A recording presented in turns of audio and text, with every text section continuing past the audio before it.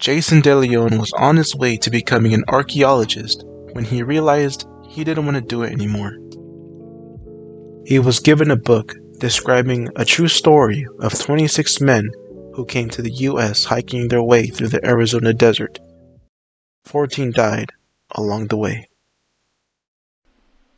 A month later, and Jason buys a ticket to Arizona to seek out the same desert the men traveled, and as he was hiking through the desert, he reaches a ridge and looks over at a huge expanse and notices the desert ground covered in people's belongings, and begins to collect them.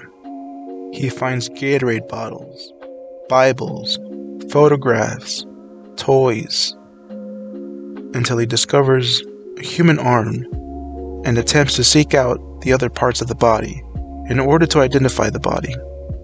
All this makes Jason ask, why did it come to this? Jason then explains there's a book that tells a story about Latino high school students in Texas, right on the US-Mexico border, by Timothy Dunn, called Blockading the Border. In this book, Dunn tells the story of the federal lawsuit brought by students and staff at El Paso's Bowie High School against the Border Patrol. This was a historical event, for it is the most successful large-scale challenge to Border Patrol and rights abuses in local history. The Border Patrol used their authority against people of Hispanic appearance, especially those appearing to be from lower-income backgrounds, and they pushed this authority even further, asking to see people's immigration documents and birth certificates, which meant all Hispanic residents had to be prepared to prove their right to be in the country at all times or face the possibility of arrest, and possibly even deportation by Border Patrol agents.